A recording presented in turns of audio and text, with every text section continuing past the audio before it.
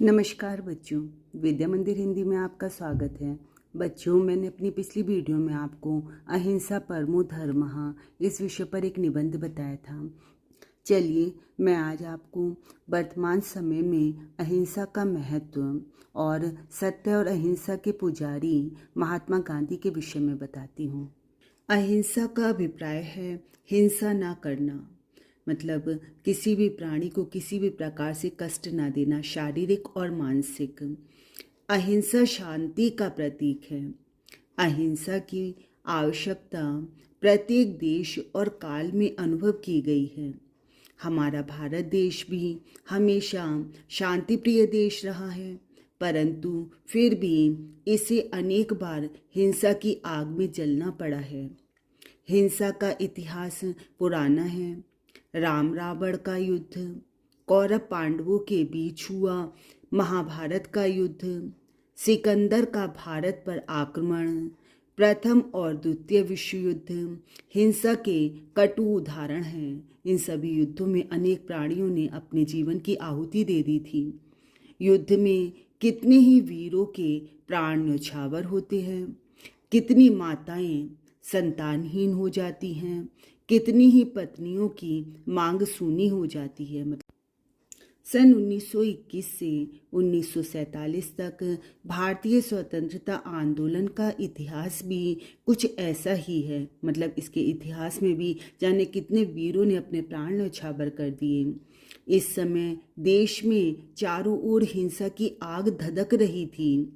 अंग्रेज भारतीयों पर तरह तरह से अत्याचार कर रहे थे। अंग्रेज शासकों ने नमक पर कर लगा दिया। महात्मा गांधी ने इसका विरोध किया। वे साबरमती आश्रम से 24 दिनों की यात्रा करके दांडी ग्राम पहुँचे और सागर तट पर नमक बनाकर नमक कानून तोड़ा।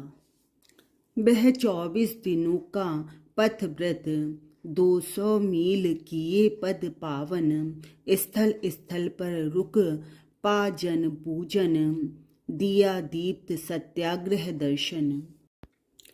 इस सत्याग्रह के माध्यम से उन्होंने अंग्रेजों के इस कानून का विरोध करके जनता में चेतना उत्पन्न की। मतलब जो अंग्रेजों ने यह नमक कानून बनाया था उसको इन्होंने इसका विरोध किया और जनता में चेतना उत्पन्न की। उनके इस विरोध का आधार सत्य और अहिंसा था। मतलब सत्य और अहिंसा के बल पर ही महात्मा गांधी आगे बढ़ते रहे। गांधी जी सत्य और अहिंसा के महान पुजारी थे।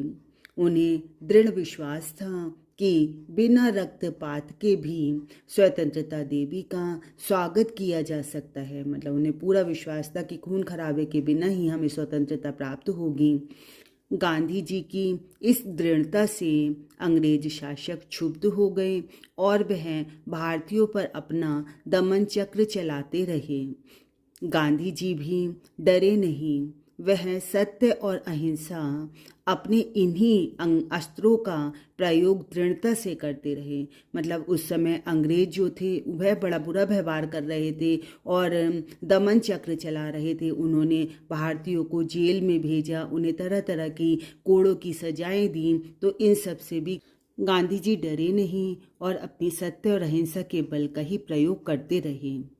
अपनी इसी शांति से उन्होंने अंग्रेजों की नींव हिलाकर रख दी और ब्रिटिश सत्ता के पैर उखाड़कर देश को स्वतंत्र करवाया। मतलब ब्रिटिश सत्ता के उन्होंने पैर उखाड़ कर रख दिए। उनकी हिम्मत जवाब दे गई और उन्होंने भारत को स्वतंत्र करके अपने देश को वापस चले गए। गांधी जी में देश प्रेम की भावना कूट कूट कर भरी थी। उन्होंने अपना पूरा जीवन देश में घृणा द्वेष की आंधी रोकने में ही लगा दिया। मैं घृणा द्वेष की यह आंधी चलने दूंगा न चलाऊंगा, या तो खुद ही मर जाऊंगा या इनको मार भगाऊंगा।